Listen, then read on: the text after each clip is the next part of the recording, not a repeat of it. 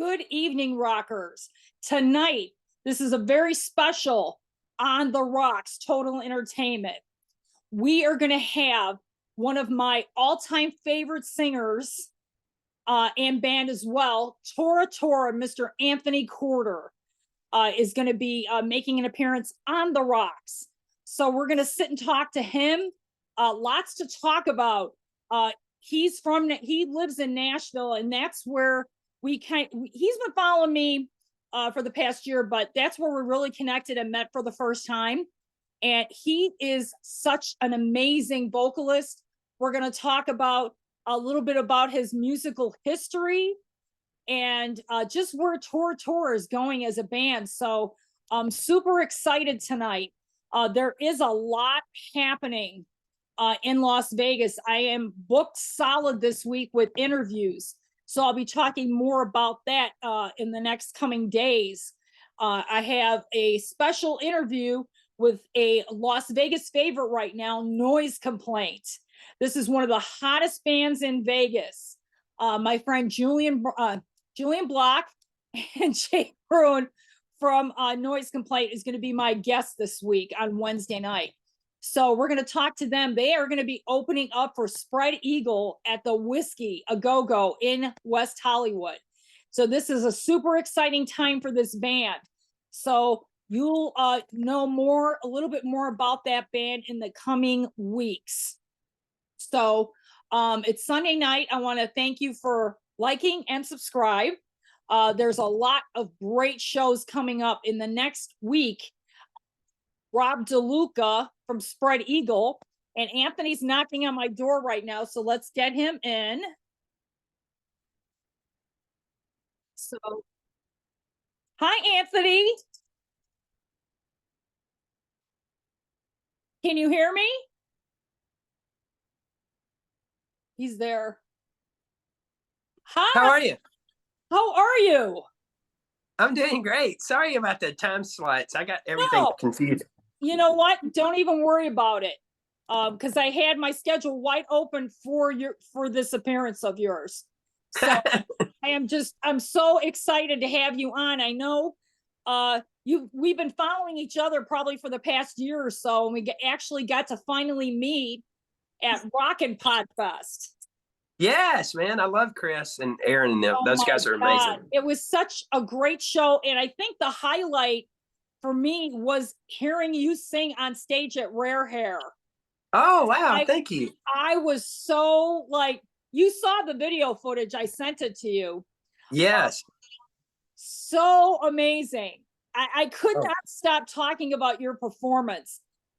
Thank you, man. Yeah. Well, I had a bunch of great musicians up there with me. They were all killer, man. And I've known Jeremy for a long time. Ben and I go out and do my acoustic things together. He was on percussion. It was just a lot of fun. And Tyson does a great job with the Rare Hair stuff. I've met Tyson before.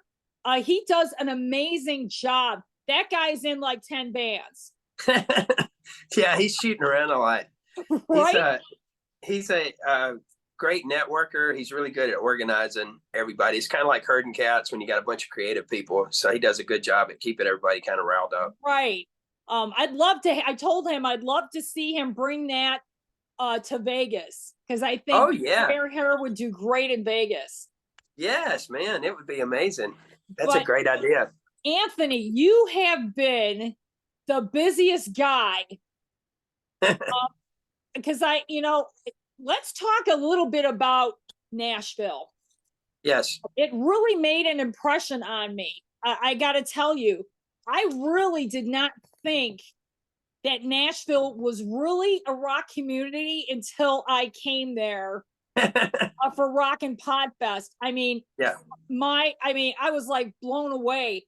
I'm still scheduling interviews with people that I met at Rockin' Podfest. Yes, man. It's great. I love the vibe there.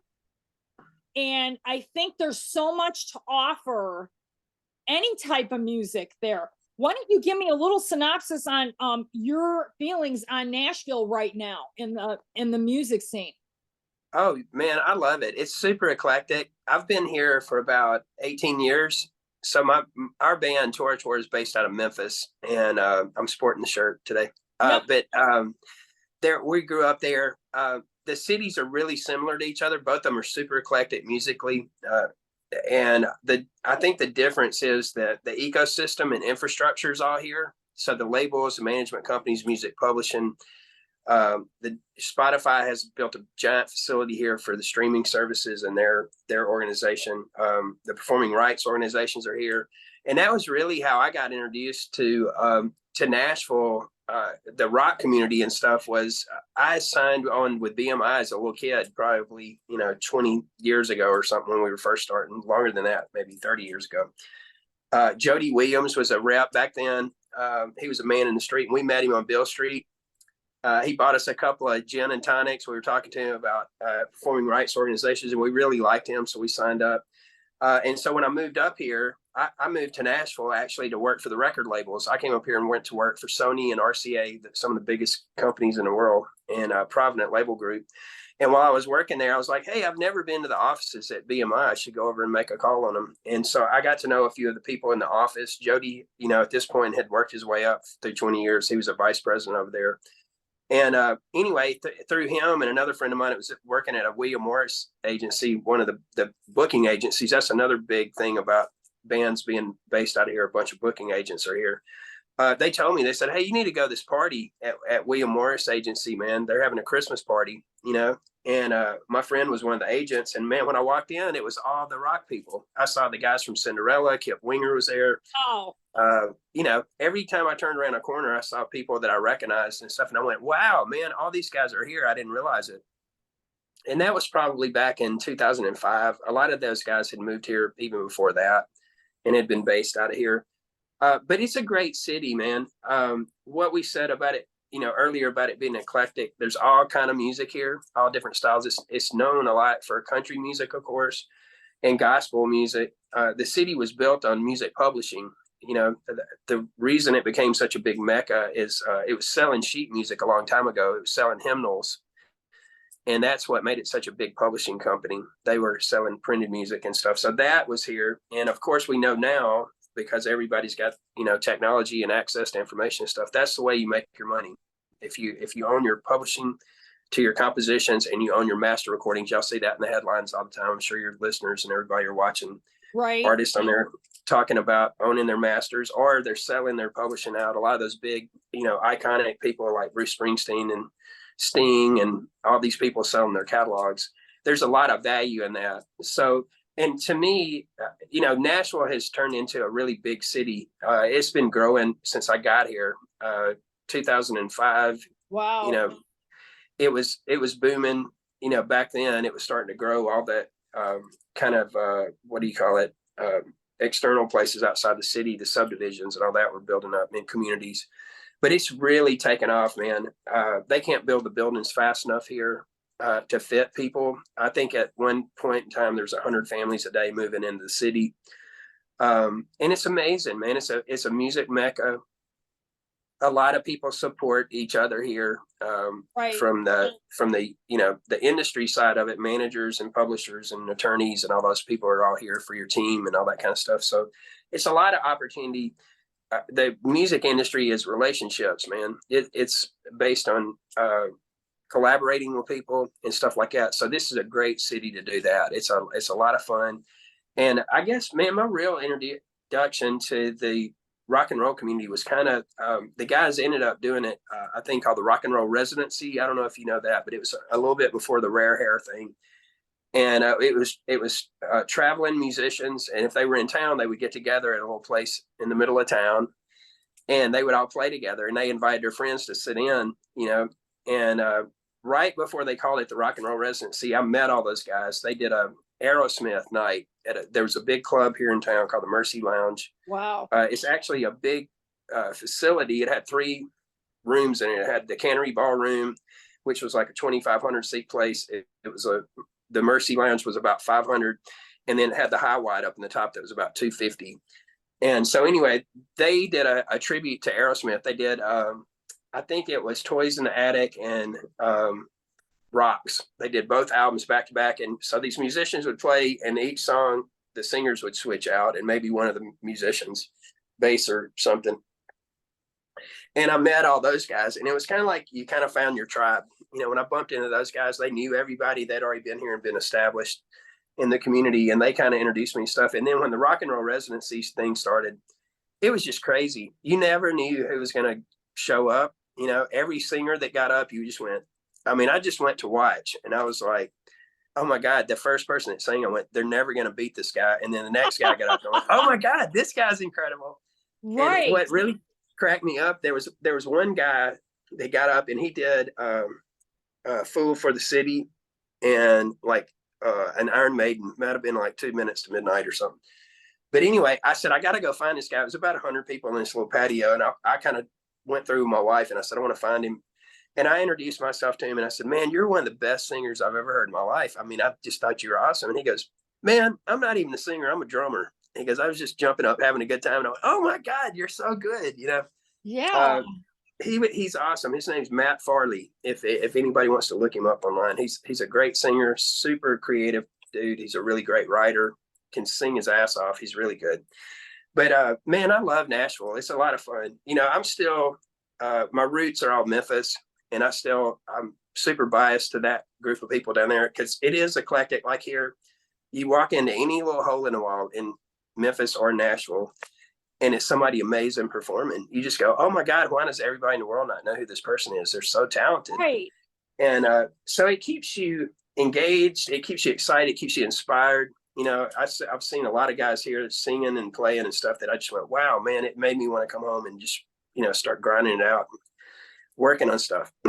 And I think, you know, I'm kind of a few waves down the road than a lot of the newer people that are starting. And so it keeps me inspired. I see them and I just go, wow, man, you know what? I don't take it for granted. And I want to come in here and work on stuff and still feel excited. I still love music, man, as much as I did the minute I sat down and strummed on the side of my bed. Yeah. You know? I mean, I've been a fan of music since I was a baby. There's a little backstory. Nobody knows this, but my mom used to tell me that I couldn't sleep at night. So they put a radio in my bed and turned it on. And I'd be falling asleep to like Johnny Cash or, you know, and I think that's how my roots started, was kind of in like crossover, like Waylon Jennings, Johnny Cash. Oh yeah. Yeah, man. My dad, I mean, he loved that type of music. Charlie Pride. Yes, man. So I have a lot of roots in country. Yeah. A little bit where people really don't know that, but rock and roll is really my first love. And when I was at Rockin' Pod, when I first walked, I was the first one there to set up or whatever. But the whole day, like everybody came up to me, hey, you know, and I was like really taken back that they actually watched my show. And I was just in awe of all the artists, like Eric Martin. I've met him in the past. He's so awesome. Yeah. And I like I said, I think when I was in Nashville and I met you and I met several other artists, it really made an impact on how I felt about rock and roll. And, you know, how I feel like I'm taking a piece of what I know, and, you know, I love talking about it. And that's what I loved about you, Anthony. You know, when I got that, you know, few minutes with you, I'm like, we got to take this to the next level, because there was no everybody wanted to talk to you that day. I mean, you must have had 100 interviews. Well, I've been a part of that, the Rockin' Pod every year. I've made it a point to be a part of it. I love what they do. It helps us as artists to have access to the audience. So I'm obliged to you, man, for giving me a platform and a group of people to talk to. And Chris and them were really savvy about the way they put it together to make it an event and make it feel very, you know, community and together as a group, man. Everybody was there for the same reason, that they were super passionate about it. And you and I have a lot in common, man. I'm from down in the Delta in Mississippi. So I grew up listening to all kind of music, but country was very prominent. and gospel, of course. My mom and Right. dad, I grew up Southern Baptist, so we were at church all the time growing up. But I listened to all the Waylon Jennings and Willie and, you know, all the kind of more, I guess at the time it was outlaw country. I didn't know that, but the things that were coming out that was popular and had a lot of success. We played everything, R&B and country. And my family are all like porch pickers. They were never professional musicians, but we were out in the boonies, man, out in the sticks in the country. So they played music just as entertainment. And so my mom plays piano, her brother and sister play guitars, and there's another sister, and they all sing together.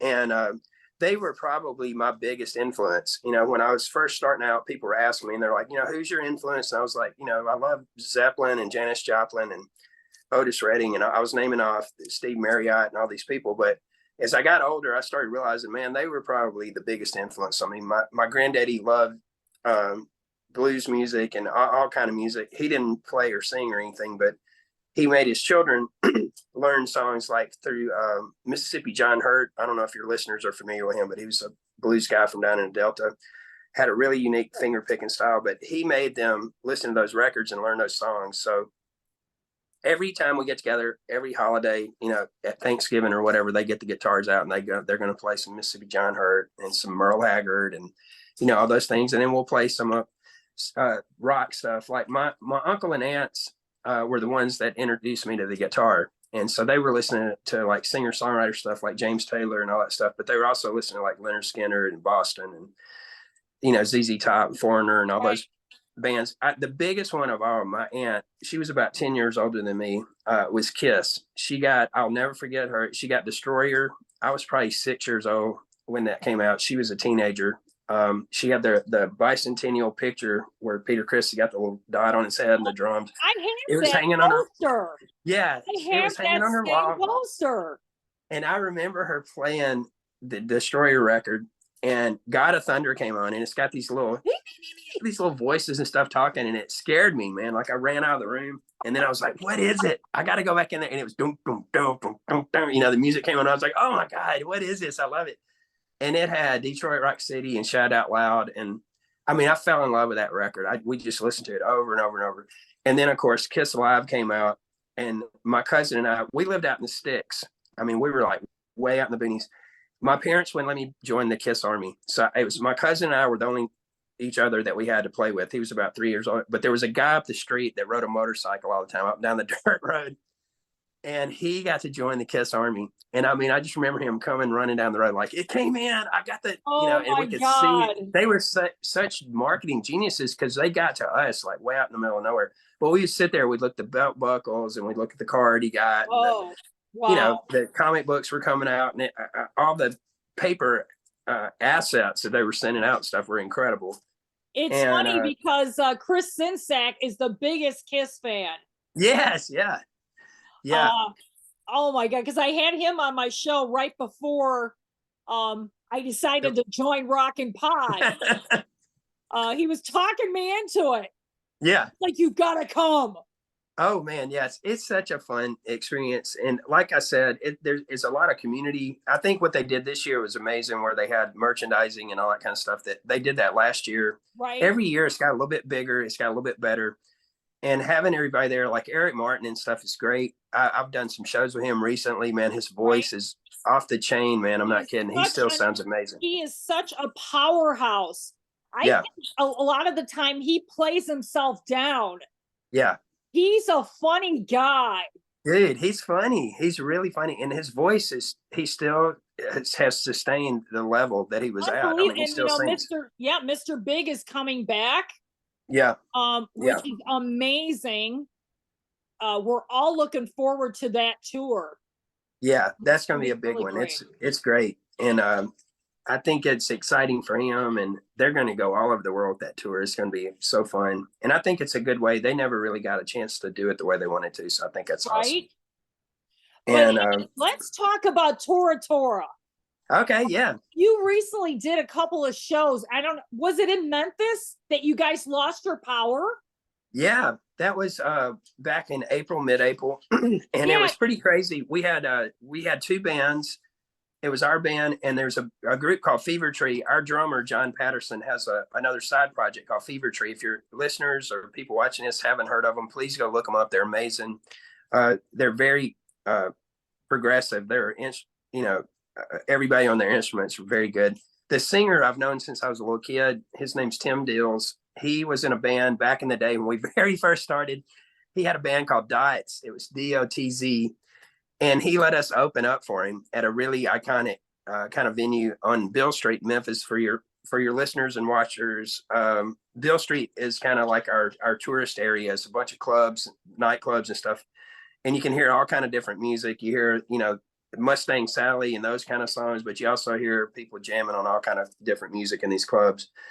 And but there was two clubs at the end of Bill Street, that the New Daisy and the Old Daisy. They were theaters, and we played the Old Daisy with them, and it was our first paying gig. I think they paid us like $50, and we opened up, and we just couldn't believe it. We're like, oh my God, they're paying us to show up and play a couple of songs. And so we've known Tim forever. He's singing with Fever Tree now, so we have a really long history with him. But anyway, we played this really cool venue called Minglewood Hall, and John's band opened up. They were doing their opening set, and we were backstage. I mean, literally minutes away from walking on stage, and there was a weather event happened that we knew there was a threat of severe weather, but it just hit a power line or something just on our block. I couldn't believe it. And the power went out, the emergency lights popped on, and we're all standing there. We're in our, stage clothes. I mean, we're about to walk on the stage, and we went, what's going on? And the audience didn't realize it. They thought it was a set change. So they all turned around and just started talking to each other and hanging out. And we were backstage freaking out. We were like, oh my God, the power went off. And so we had a call into the utilities place, and the manager came out and he said, hey man, everything's down for a minute. I got to call in. And he said, we may have to call the show. And I just didn't want to do that. I just said, hey man, if I have to take my acoustic and walk out there and sing to the people just from my guitar, I'll huddle them up, and I'm going to make sure everybody hears me sing, because a lot of people had come in from out of town. We had people from Texas and from Detroit and from the Carolinas. Wow. Some people had driven, not even flying, they'd driven in. And we had the VIP earlier in the day where we got to see a few of those folks, and we played a few songs on stage for them during the meet and greet thing. So they had a little preview. But I was like, I don't want them to have to drive out of here disappointed. So we were just thinking, and our guitar tech, his name is Matt Montgomery. He kind of came by, and he goes, man, Anthony just needs a couple of power speakers, to perform. And we said, we don't have time to go find some or go get, this crowd's fixing to turn. They're going to get thirsty. We don't even know if the bars, the computers are working and all that stuff. So we were trying to work all that out behind the scenes. And he wandered off. I'll never forget it. I could see his silhouette going down, in the emergency lights. And in the meantime, I walked out on stage and made an announcement to everybody. I said, hey, we've got a technical issue right now. And I said, I don't want anybody to leave. I said, you're going to hear me sing before this night's over. We're going to work something out. But I said, y'all just bear with us for a second. And so I went backstage, and I was like, I'm going to walk through the crowd. And Matt, our guitar tech, said, hey, don't do it yet. He goes, I got an idea.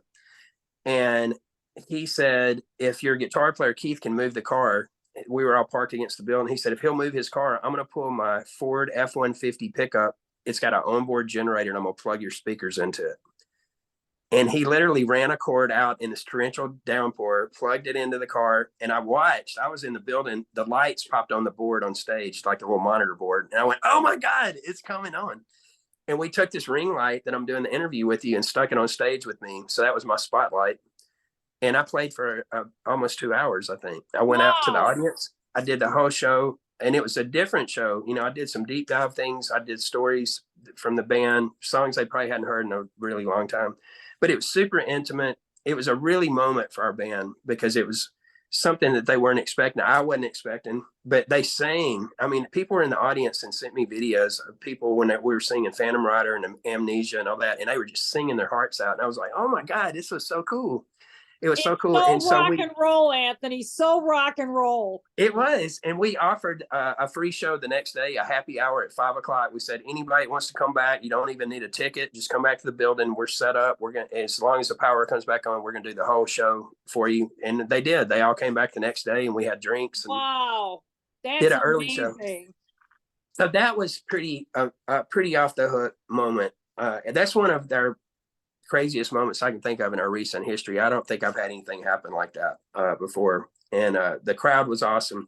And it was preparing us. We were doing the home show. We hadn't been there in about 3 years because of COVID.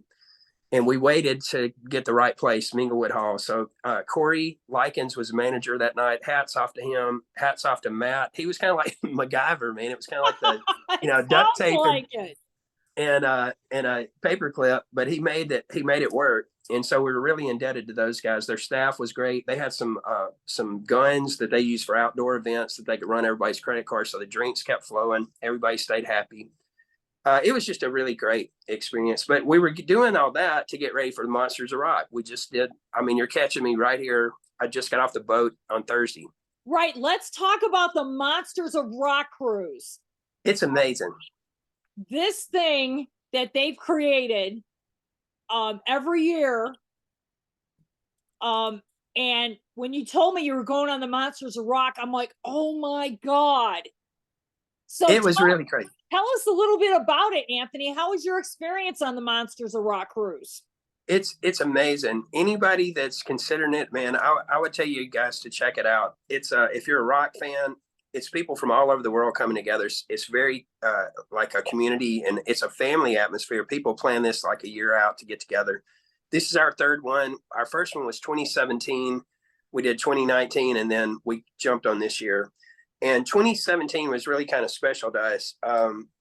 Patrick, our bass player, Patrick Francis, had gone through a health issue. Yeah, he was diagnosed with a really aggressive cancer, but they caught it at the very beginning stage. And the doctors told him it was like he had a guardian angel, man. He went in for something else, and they saw it, and they just said, "We're going to get it, and you're going to make a full recovery, and you're going to be fine, and you'll just have to come in, for updates every once in a while just to make sure you're okay."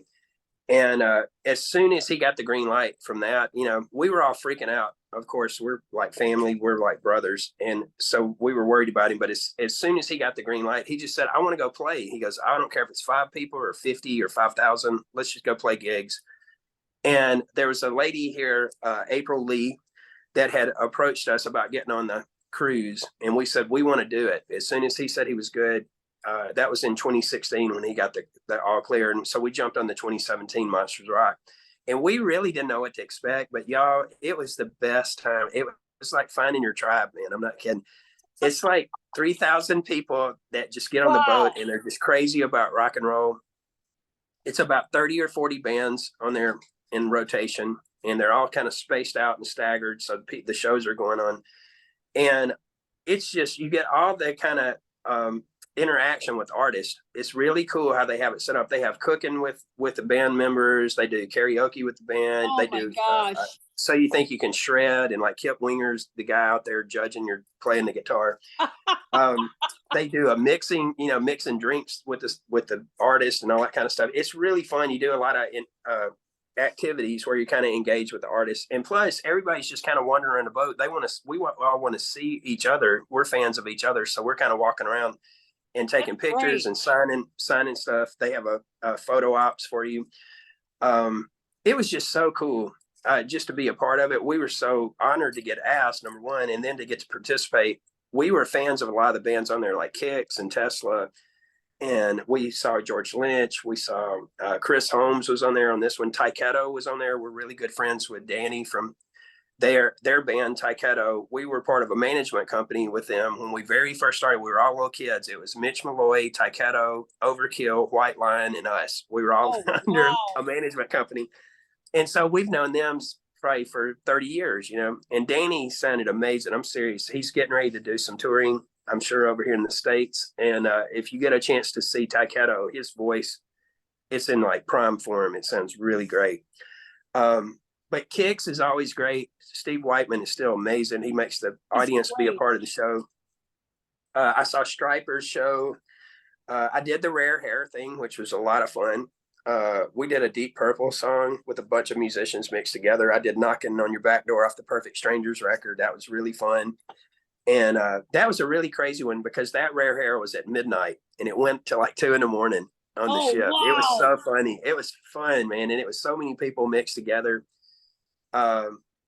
I was trying to think of who all the singers were. There were so many people on there at the very beginning. But Tyson did a great job of putting everybody together. It was so fun. But the whole experience is awesome. Normally it's like a 5-day cruise, and you have 2 stops where you can get off and go on the beach. We were at the Dominican Republic and Haiti on this one, so it was a lot of fun. And you get a little bit of downtime to go out and look around and get on the beach, and then most of your time is scooting around on the boat in different venues catching bands. So of course, it's just back to back. It's a lot of fun, and it starts at like, I don't know, 10 or 11 in the morning, and it goes all day long. I mean, it's music wide open. Wow, that sounds like it's right up my alley, and I already got my email set, so I'm pretty sure I'm going to go next year in March. Oh my God, you're gonna love it. It'll be so cool. I'm telling you, you're gonna freak out. It's so fun. I can't wait. That's going to be a great time. Yeah.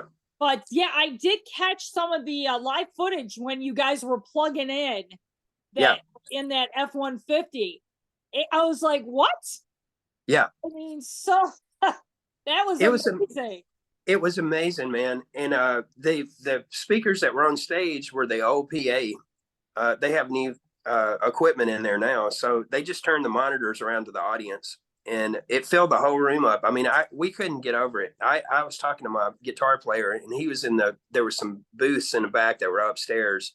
And he goes, I was sitting in the top, and I could hear every word you were saying. And it was just perfect. Really big kudos to Matt Montgomery for just thinking on the cuff. He just said, hey, man, let's try to do something. But there's going to be some more things, activity and stuff on that story on our social media. It's kind of still going. People are talking about it. They got some hashtags going about F-150 and the Ford Motor Company and all that kind of stuff. So, the truck made it happen, man. I mean, it's like something out of I smell endorsements. Yeah. Well, we'll see about that. But I mean, I'm serious. It was a real moment. I couldn't believe it that we pulled it off just on the cuff like that. And the crowd was so receptive. What else is going on with Tora Tora? Are you guys going to be doing more shows? Yeah, we're still playing. What we're really doing is we're working on new music.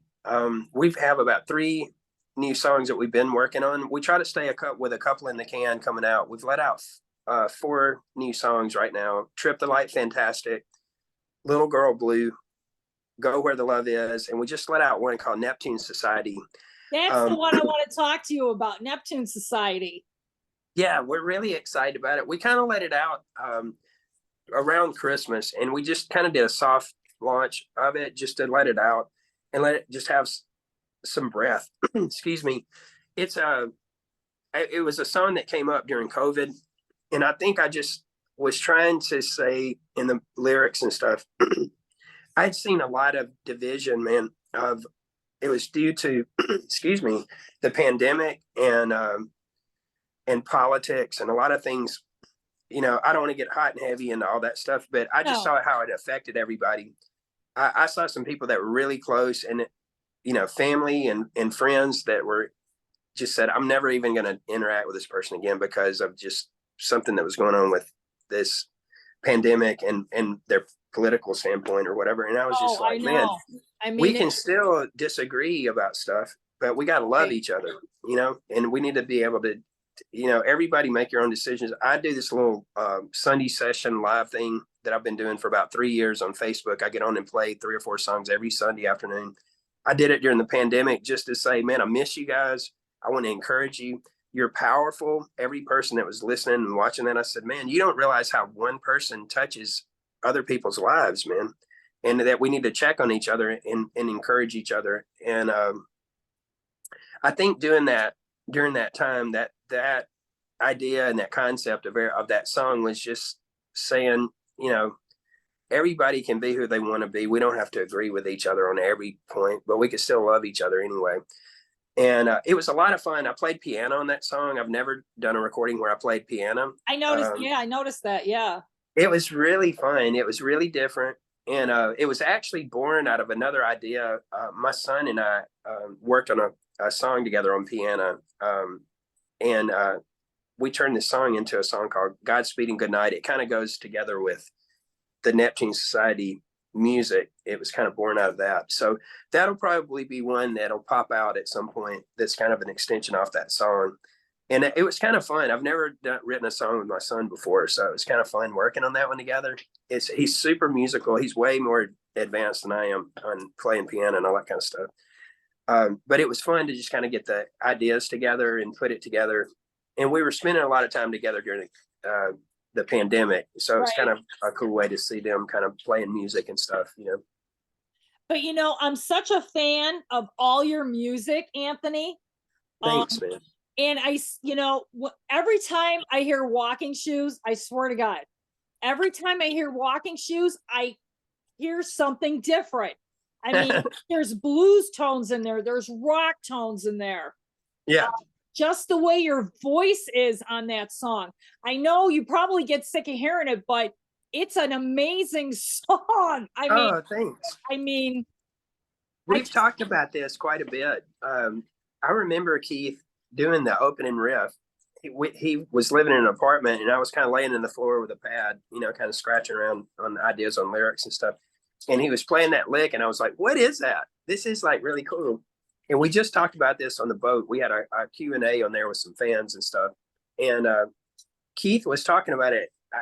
We wrote that song like really fast. I'm not kidding. It was only, I don't know, 6 or 7 minutes. We were just together, and it just kind of hit us. And he kind of had the riff and all that stuff, and we had the idea. And it was really late in our project. We had probably written 60 or 70 songs for Surprise Attack over a year. We signed our record deal in 1988, and our record came out in 1989. So we worked on that record for almost a year, just writing. And, we were little. It was our first major record, release or whatever. So we had a big learning curve. We were trying to learn a lot of things. And being in the studio was a new adventure for us. Working with all these other people with their input. We had some incredible producers. There was a guy named Paul Eversole and another guy, Joe Hardy. Both of them worked on the record with us. And Paul was kind of a new and up and coming engineer, producer. And Joe Hardy had done a lot of work with ZZ Top, like the Afterburner records and all that kind of stuff. So him signing on to our record gave us a lot of credibility in the industry right away. We were just a little garage band out of Memphis, but when he signed on, it was like, this guy's had a lot of success. So what's this new thing he's working on? And so they really helped us, hone in on what our sound was going to be like. Like Keith went through tons of guitar amps and different guitars on that first record. John played all kind of different drums and snares and, different drum sets and all that. And Patrick was trying different amps. And then I was trying to figure out how to sing, man. We were still pretty green. And we laughed about this. On that first record, I sang a lot. I really, in my high register. And it was awesome because I was in this controlled environment and everything. I was like, wow, my voice feels so good. But when I got on the road, I realized I have to do that every night. And we were playing 11 or 12 nights in a row. You start going, wow, I'm really up here all the time. So I got a little more selective as I got older. That between that record and Wild America, I felt like we had a lot of growth, musically on our instruments and everything. So, but Walking Shoes is it's one of our favorite songs to play. It brings a lot of memories to us, man, when we get up and play it. And, we had this really kind of surreal moment. We did a new record for Frontiers, excuse me. That's my puppy. Sorry. Okay. During our release with Frontiers back in 2019, we did a song called Son of a Prodigal Son, and we shot a video. It was the only one from that record. And we actually went to the same venue in Memphis to shoot the video for Son of a Prodigal Son that we shot Walking Shoes in. It's a place called W.C. Handy's Blues Hall. It's on Bill Street, right at Bill Street and 4th Avenue. There's a place called Rum Boogie Cafe on the corner, and then the Blues Hall is attached to it. And I walked in, man, and it was the same stage. It was the same bar and everything. And I was like, I have 3 sons, and they were there with me. And I said, man, the last time I was in here on the stage, I was your age. And this is weird. I meant like in here with y'all. And, but it was really fun. It was kind of like a big full circle moment for our band, because that Bastards of Bill record was our first new music in about 25 years, Yeah, I mean, that's a great record as well. Oh, thanks, man. Yeah. We had a lot of fun putting that one together. We were kind of, interested know what we were going to sound like because we hadn't had new music in a long time. And we went in with, we didn't bring in any old music or anything. We just went in with a blank sheet of paper, and we put a poster board on the wall, just like we did when we were little kids. And we put in the fake song title names of the riffs and stuff that we had. And we said, we're just going to go through there and check these off. Do we have the arrangements? Do we have the vocals, you know, the lyrics and all that stuff? And we did our rehearsals and stuff for it. But the minute that we got in the room together and started playing, the four of us, it's all the original guys. We all went to high school together. We've been together, you know, since we were little kids. Patrick, our bass player, and Keith, our guitar player, have known each other since they were little kids. So they grew up together. And then we all knew each other in high school. So we've known each other forever. But there's something about the four of us when John gets on the drums and Patrick's playing the bass and Keith gets on guitar and I sing, that's the Tora Tora sound, right? So we just felt it. We got in the room, we said, oh man, this is going to be really fun. And we're going right from scratch. We'll just come up with as many ideas as we can and go in and do something awesome. And the recording process was amazing because we went into Sam Phillips' recording service. And for your listeners or people watching this, if you don't know who Sam Phillips is, please go look him up. He found people like Howlin' Wolf. He found somebody like Jerry Lee Lewis, Johnny Cash, a guy named Elvis Presley. He had Sun Records. And he was he was kind of an innovator for the industry. He was doing something that had never been done before, the people that he was working with and the recordings he was making. And he sold Sun to RCA up in Nashville, and he moved on the same street in Memphis. You guys can go see it. It's at the corner of Union there, Sun Records. If you go down the street over on to Madison, he's got Sam Phillips recording service there. And it was built in the 60s. And when you walk in, it looks like he's fixing to walk in any second. It's got checkerboard floors, black and white. It's got seafoam green walls and stuff. And the thing that was so amazing for us, we worked with a guy named Jeff Powell on Bastards of Bill. He was an assistant engineer on Wild America back in the early 90s. So he's like a family member to us. We've known him for 30 years. And he's recording there. He's cutting straight to vinyl in the building. And he had contacted us and said, do you want to do a couple of singles? And we said, you're not going to believe this. We're doing a whole record for Frontiers. Can we come and record it with you? So we all got together. It was like a family get together again. And he took us in the studio, and for Sam Phillips recording service, everybody from Robert Plant to Bob Dylan, all the Stax legends, everybody had recorded in there. And I was like so excited. I was like, this is going to be so cool. And we just had the most amazing experience. We cut that record kind of live. The band was out in the room, and I was in a vocal booth, and we just counted it off and did their album. I'm not kidding. We just played it back to back and just went for it, you know. And the crazy thing on the singing part was I came back to Memphis to sing, and they called me and they said, hey, there's this guy, William Bell. And for everybody listening, William Bell's a real famous Stax soul singer. His voice is amazing. He's probably in his late 70s, early 80s, but he's amazing. They said he wants the room that day. And I was like, what am I going to do? I'm a huge fan of his. I listen to his records at Christmas and everything. I said, yeah, give him the room. And they said, we'll send you your tracks to Nashville. And I said, I don't want to do it. I got to record in Memphis. This is a Memphis record. And I said, we'll just figure it out. So when I showed up that day, I walked in and I could hear the B3 organ playing and the guitar going. And I was like, oh man, I'm getting chills. You know, I'm like, I'm at church right now. This guy's singing and playing. And they said, hey, we need to talk to you upstairs. And so the studio has studios in the bottom. The second floor is like an old distribution center. It's got red shag carpet and it's these crazy neon lights and stuff around the ceiling. And then the third floor, there's a bar, a full bar. It was decorated like the 50s and everything. And Sam Phillips' office is up there. They're all the offices are up there. And on the tours and stuff, you can't take pictures up there or anything. And so when they said, let's talk upstairs, I thought they were taking me to have a drink to go, you're not going to sing today. You know, so I was kind of bummed out. I was walking upstairs going, they're going to tell me I can't sing. And I just drove down from Nashville. And anyway, as I'm turning the corner, I look up the stairs and Sam Phillips' office is open and my microphone is set up in his office, man. I sang that whole record in Sam Phillips' office. Oh my God. I'm not kidding. I was looking at his desk. It has a big old jukebox built into it. And there was a big old console TV sitting next to me that had a drawer that came out and it had a 45 of Roy Orbison on it. And so in between every take, I would look down and there's a Roy. And I was like, this is what they were doing. They were in here smoking cigars and sitting around and talking about music and stuff. That's and I was in it. amazing. So it was an awesome vibe, and we loved doing that record. It was really fun. Yeah, I mean, like I said, you've got such an extensive catalog. Yeah. I mean, we could probably turn this into a 4-hour interview. But Yeah. hey, let's talk a little bit about the guitars that you like to play, Anthony. Yeah. What is your favorite to play? I know you do acoustic. Yeah. Tell us a little bit about your instruments and what you like to play. Well, the ones that I've stayed with the longest probably is Takamine. I play those, and I have my original ones from the first Surprise Attack records that I still play. And I've upgraded to a newer talk. When I got married, my wife bought me one that I've played for almost 20 years. But most recently, I've been using the Angelico, and I've been taking it on the road with me, man. I like it. It's got like a little spruce top on it. It reminds me of my Takamine that I've been traveling with a long time. And I needed something that it's kind of light, because for me, I'm doing a lot of fly dates and stuff. And so I'm toting it with me with my clothes in it, and I got my merch bag. I'm kind of lean and mean on the airplane.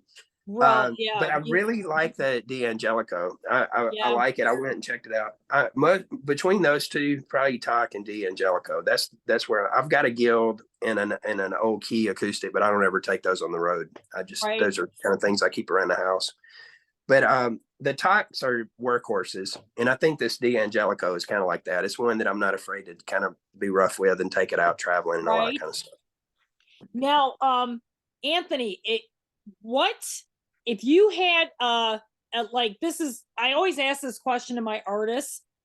If you could do a dream collaboration with anyone, dead or alive, who would it be?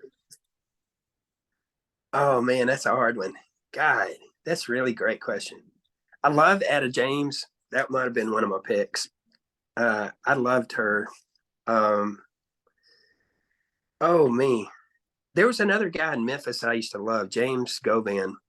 I was a huge fan of his, and we sang together live on stage, but I never got to do a recording with him. He worked at that place I mentioned earlier, Rum Boogie Cafe. He was there. He had a horn section. He was amazing. He passed away, unfortunately, but man, he was a great front guy. He started out, he was a drummer, and then he moved out front, and he kind of wore a little vest and this little hat that he had on, and he would come out with a big string of beads. It was almost like Mardi Gras when he played. He'd throw them out in the audience. But he would sing like Sam Cooke and Al Green, and they did a bunch of soul music. And he was one of the first guys I went to when my record deal went away. I remember I kind of panicked, and I went and found James. He was funny, man. He always had girls around him. I think that was one of the reasons that I thought he was so cool. But I ran up, and he was in a booth sitting with some girls smoking a cigarette. And I got next to him and I said, "Hey man, I think my record deal's going away. A&M is not going to release this next record, and they're going to shelve it." And I was in a pretty big panic. And he kind of just talked to me, and he said, "Hey man," he goes, "you're a singer. You're going to keep singing." He goes, "You're going to keep jamming and writing and still being, creative." I don't remember. He didn't say it in the way that I'm saying it now, but it was almost like it was like a calmness about it, because he had record deals. He had traveled to Europe. He'd done all kind of things that I was aspiring to do. And he was, kind of like a mentor, somebody I looked up to.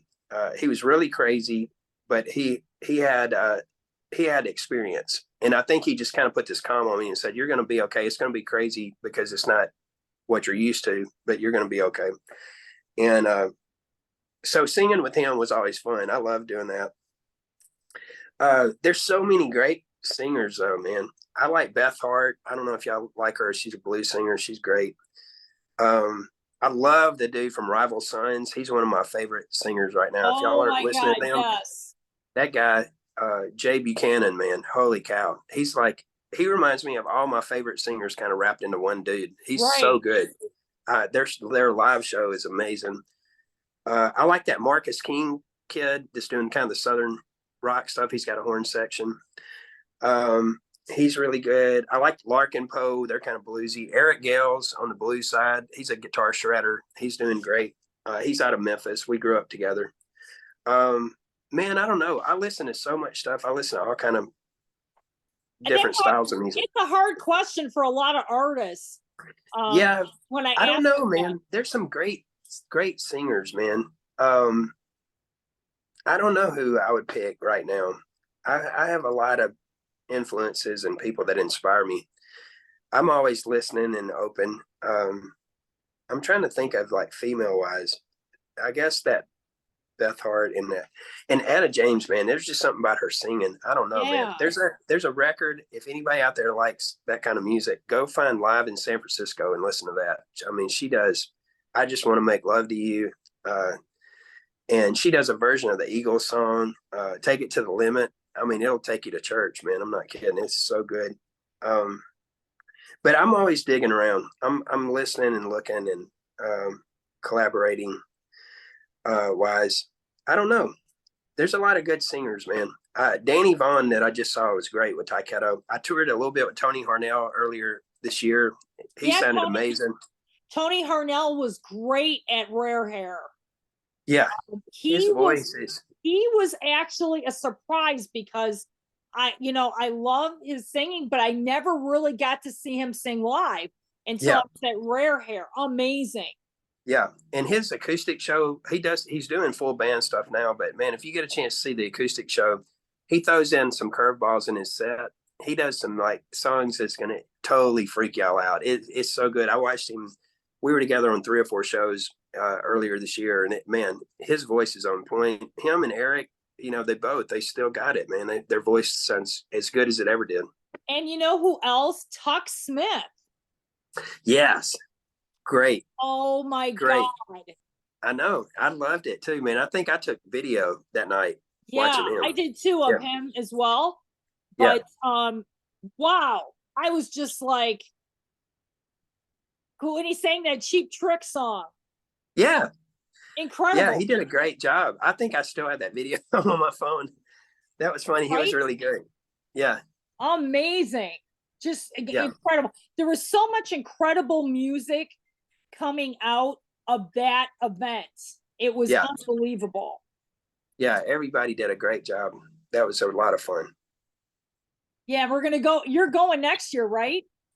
I hope so. We'll have to see. We're kind of in a rotation where we go every other year. So I don't know if we'll be asked back, but we'd go in a heartbeat. You never know, and maybe we may show up at the pre-party and be a surprise guest or something. Oh yeah, you never know. But now, when do you plan on? Are you planning on putting out a full record, Anthony, with the new material? Yeah, we're building towards a collection of music. We kind of wondered on the last record if everybody had a chance to hear it. We let out 3 singles, kind of. We did 2 sneak previews, and then we let out we did Rosa Jericho, Silence the Sirens, and then we did Son of a Prodigal Son. But then we wondered if anybody heard the rest of the record. We said, did they get a chance to listen? There was a couple of other songs on there, Lights Up the River, and some other songs that we were really super excited about. We're not sure if everybody listened. So we said, hey, on this time, instead of doing it live and really fast and putting the whole project out, we kind of just been letting them out as singles one at a time and letting them kind of live for a minute. And so we're close.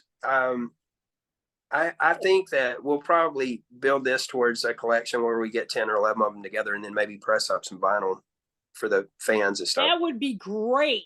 Because I want to have you back on, Anthony, when you're ready to release this. We can talk some more about the new record. Yeah, man, anytime you want to do it. Listen, I can't thank you enough for taking a few minutes to talk to me. This means a lot. And thank you for giving me a platform, and to everybody listening, thank y'all for listening to the music and stuff. We're looking forward to seeing you out on the road, and we're going to keep writing and working. That's great. Anthony, what do you have to say to fans in Vegas? Because they love Tora Tora. You want to give them a special message? Yes, we'd love to come out there. We did the Vamp last time we were out there. So that was 2019. It's been a second. I can't believe it's been almost 4 years since we were out there. So we love to come out and see you guys. Please keep in touch with us. You can go to toratoramusic.com. That's our website. If you just put in Tora Tora Band on any social media, that's us. We're on there on Instagram and Twitter and Facebook, and on YouTube. I have a channel at Anthony Corder Official if you want to go there. And also the Tora Tora Band has one at Tora Tora Band. And we're constantly uploading content on there. I made a really commitment to everybody at the beginning of this year around January, February, that I was going to be more active on social media, just including some content, me around the house with acoustic and all that kind of stuff, but also just uploading some of our videos and behind the scenes stuff. So if you want to catch us on there, you can do that. The best thing to do is go to toratoramusic.com and sign up to our mailing list. If you'll just enter your email, we do sneak peeks of songs and all that kind of stuff. And you're interacting with us. We're looking at all this email. So we'd love to hear from you, and we'll see you out on the road soon. I hope we'll see you out at the show. Thank you so much, Anthony, for coming on and taking the time today on Sunday. This was so fun. It was so much fun. I can't wait to have you on again. Hopefully I can do an interview in person. Yes, when you come to Vegas. I got to get out to Vegas, man. We got to make that happen. We've got to. Happen. Yeah. I'm going to have to work behind the scenes for you a little bit and see what we can do. That sounds great, man. Listen, I hope you have a great rest of your week, man. Y'all take care out there, man. And thanks again for having me. Thank you, Anthony. I'll talk to you soon. Okay. Take care, man. See ya. Bye-bye. Wow. Anthony Corder from Tora Tora. This guy is one of the hardest working musicians in the business. I absolutely love him. He's one of my favorite vocalists of all time. I look forward to hearing, he's been dropping a few songs from the upcoming record. So definitely check out toratora.com, toratoraband.com, and go to spotify.com. You'll find all your latest Tora Tora band songs like Walking Shoes, Amnesia, so much more. Thanks for watching. Please like and subscribe, because you never know who's going to be on the rocks. Total entertainment. And I will see you next time.